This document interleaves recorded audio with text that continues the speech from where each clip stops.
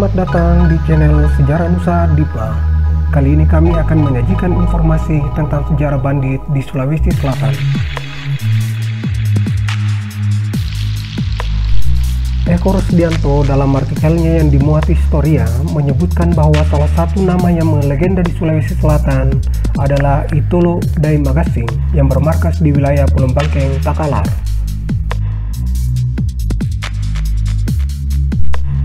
Hingga abad ke-18, Pulau Bangkeng dikenal sebagai tempat para perampok dan para pemberani.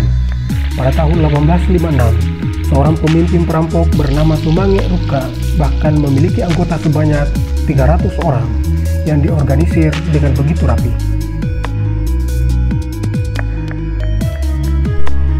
Edward Pulenggomang dalam bukunya Perubahan Politik dan Hubungan Kekuasaan Makassar 1906 sampai 1942 menyatakan bila aksi perampokan di Pulau Bangkeng dianggap sebagai sebuah perlombaan dan uji ketangkasan. Tak jarang, peminang seorang perempuan akan disepakati ataupun ditolak dari keberhasilan merampok kelompok lain.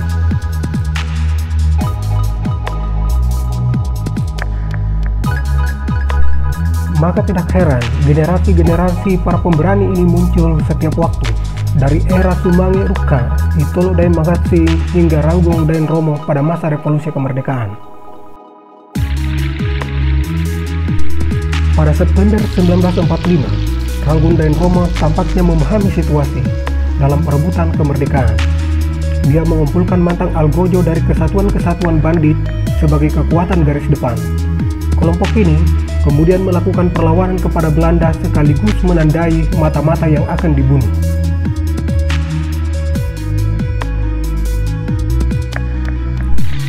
Sementara untuk kebutuhan logistik pasukan dilakukan perampokan bangsawan kaya. Jika seorang memiliki 10 ekor sapi, maka dicuri sebanyak 5 ekor atau setengah dari hartanya.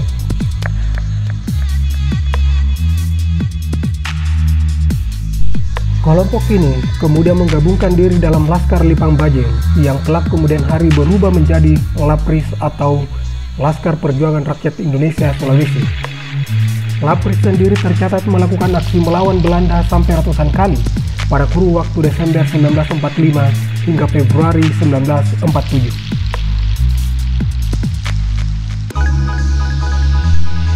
Pada tahun 1960, tercatat jumlah perampokan di wilayah Goa, Takalar hingga Jeneponto yang mencapai 12.000 ekor sapi dan kerbau.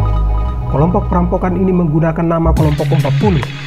Jelas ini adalah upaya legitimasi gerakan Itolo Dai Magasing dan sebagai bentuk kekecewaannya terhadap negara.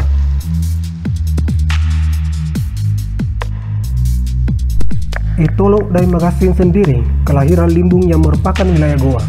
Sebelum Goa dikuasai Belanda, Itolo Dai Magasing memiliki kedudukan sebagai salah seorang pemimpin pasukan kerajaan.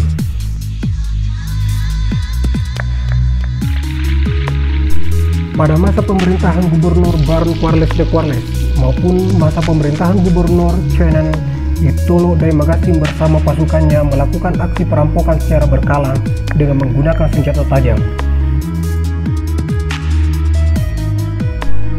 Itolo Dai Magasing melancarkan aksinya di sekitaran wilayah pegunungan Lompo Batang yang menjadi garis perbatasan bagian pemerintah Makassar dan Bontahaeng atau sekarang dikenal sebagai Bantaeng.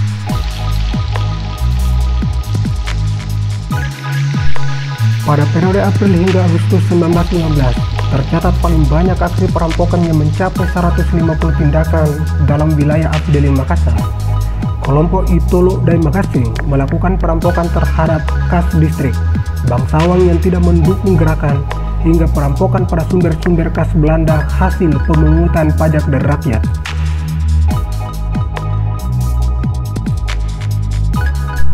Dalam tradisi lisan masyarakat di Pulau Bangkeng, gerakan Itolo Dai Magasing dikenal pula dengan istilah Pagora Patampoloa atau kelompok perampok yang berjumlah 40 orang.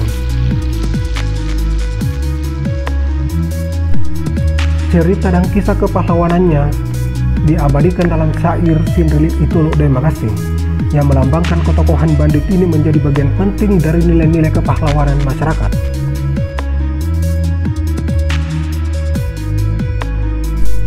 Begitupun nyanyian pengantar tidur untuk anak-anak di wilayah Pulau Bangkeng juga menyebutkan akan keberaniannya. Dari Pabundu Patuturang Taurewa, yang berarti engkau adalah keturunan prajurit perang, keturunan orang-orang berani.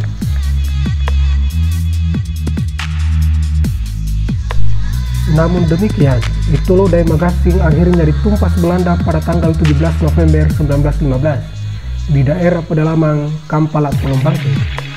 Namun, kekalahan Itolo Daya Magasing rupanya tidak menyurutkan gerakan perlawanan rakyat pada Belanda. Gerakan-gerakan rakyat semakin subur, bahkan menjelang revolusi kemerdekaan.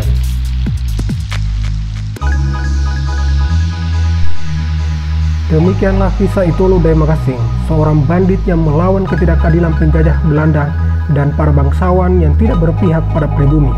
Itolo Daya Magasing Taurewa melawan dengan caranya sendiri.